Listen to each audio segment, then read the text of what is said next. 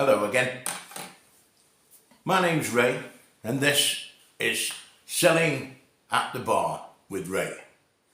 Now, if you were with me on my introduction video, you'd have known exactly what I was going to do on my video channel here.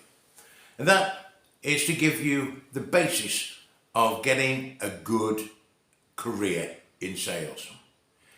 I did tell you that the first thing I was going to talk about was selling yourself. Well, this is myself, and I am here in sunny Tenerife at my bar, and this is Selling at the Bar with Ray. Cheers. Oh, drop of Spanish red, can't beat it. Now then, first things first.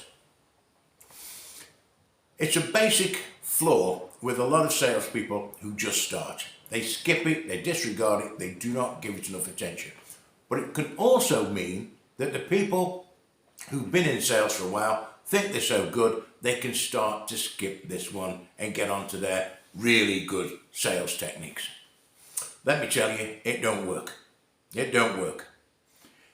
Have you ever met someone for the first time and you sort of, after a few minutes, you say, I just don't really like this guy. I don't really like this guy, or don't really like this girl. You've got to win them.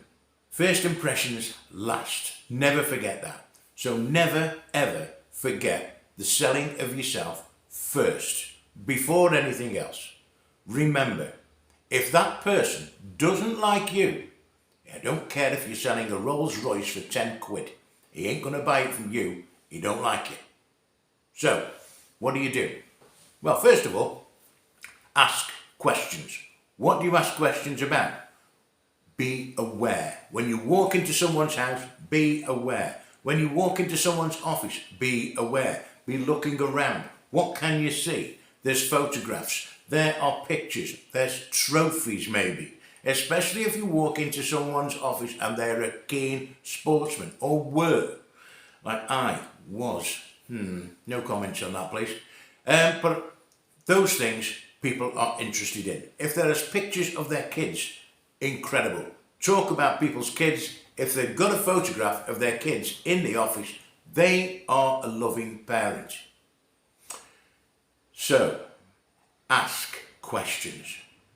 Well, I'll tell you for one. I remember one time, I went to this guy's house and, oh my word, I followed all my own rules and I asked him, well, what is it you do in your spare time? Oh, he says, I love bowling.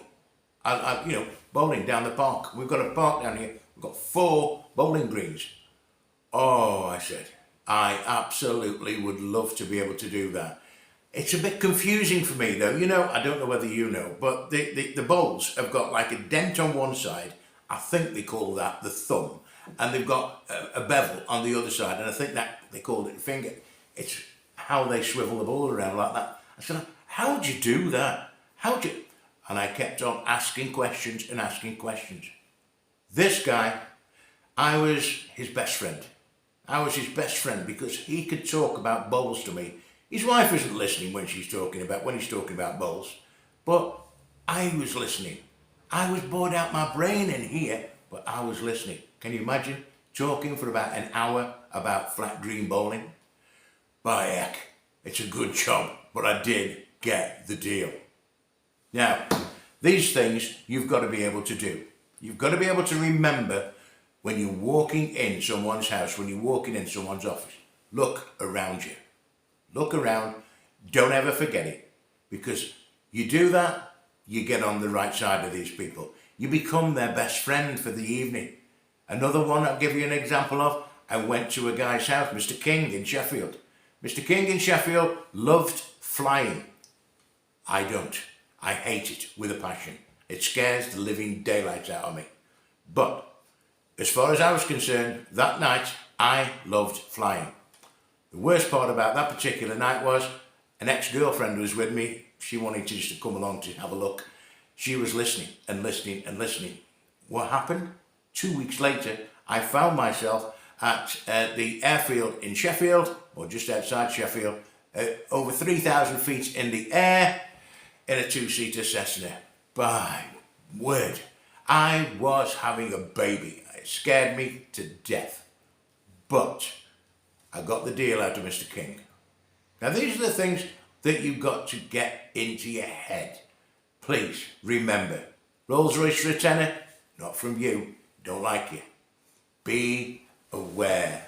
Be aware of your surroundings. This is what we've been talking about today. Selling yourself. Also, let's talk about dress. Always dress the part, but don't go over the top. Don't go over the top. For you guys, I can only talk about you guys actually.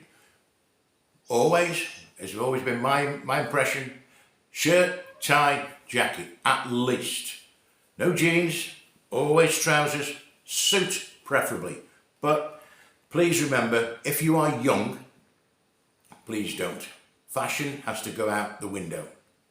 People want stability.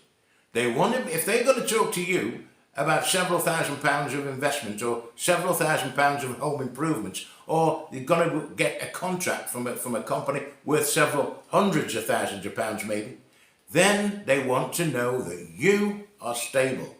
So, my only advice to you would be, dress like your dad for work. Dress like your dad. I know it's boring, but you trust your dad, don't you? Yes, shirt and tie, jacket. Make sure you're smart, but not sharp. Sharp dresses do not make good salespeople, because if you come over as a sharp salesman, that's it. You're done. They like to see someone they can trust. So that's that. I remember when I worked for Hollywood Mirage Club. Manager's name was Mark. He used to be on my case day in, day out, because I didn't have a photograph of my wife and kids on my desk. I don't have a wife and kids. I do now. Back then, I didn't. So I said, what the hell? I don't have a wife and kids, Mark. Get one, was his answer.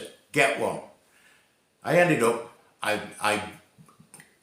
again, it was another ex-girlfriend. I got a photograph of her child, claimed they were mine. It worked a treat. Absolutely worked a treat. Because people like stability. So, thank you, ladies and gentlemen. I hope you got something from this particular lesson of selling at the bar with Ray. And this is the bar.